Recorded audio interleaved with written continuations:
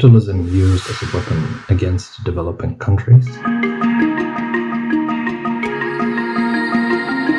We're going to find that out shortly as we delve into the exact contrivances, mechanisms, and the ways that this continues to happen. I want us to look at the country called Papua and how $120 billion price tag is going to be divided unequally by a few heavyweight countries. And here we're talking about Australia, America, and Indonesia at the expense of West Papuans. And we're going to expose how this grand larceny is part of the ongoing plans of the West to continue dominating the world. Some of the themes that we're going to be looking at include democracy, political sovereignty, and regional trade. Our narrative today revolves around the Grasberg mine, which is located in central Papua. Now, Papua is a different country from Papua New Guinea, which is a different political entity. Papua/West Papua, which is the subject of our video today, is sort of a region that falls under the country of Indonesia.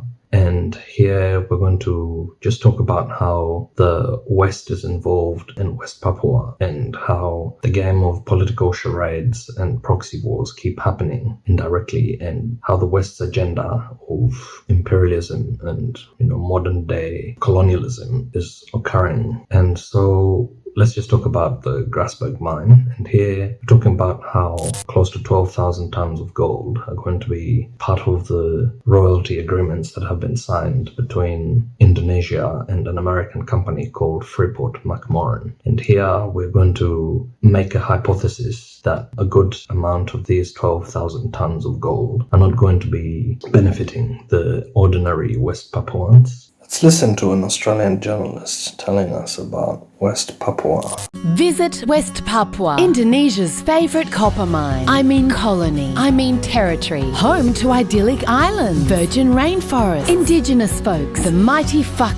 But most importantly, the biggest copper and gold mine in the world. Which is why here at the Australian government, we've done everything we can to help our mates beat the living fuck out of those indigenous folks, so that our other mates can come in and start making the ching-ching. Because if anyone knows how to colonise an island, mine the shit out of it and leave the natives with breadcrumbs, it's us. West Papua, a Dutch colony until 1961, when Papuans raised the Morning Star flag, only to be colonised the following year by Indonesia. This resembles what we would call grand larceny of the Papuans' entitlement to their self-determination and their political and economic independence. Here we can see how Indonesia is being used through the proxy of Uncle Sam, which is Australia, to continue locking them out and locking small Micronesian countries out of what might be their natural endowments and their resources. So what's happening here is that this mine also has other resources, including copper and silver.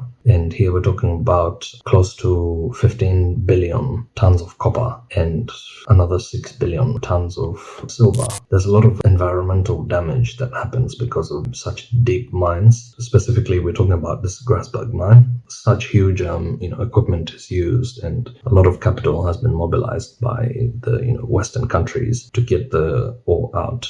However, there has been a lot of reporting of West Papuans attacking the mine. Unfortunately, the Indonesian government has not been slow to respond to this, and they have been equipped by the West with helicopters and just other forms of munitions to keep those who could be riotous, to put them in their place.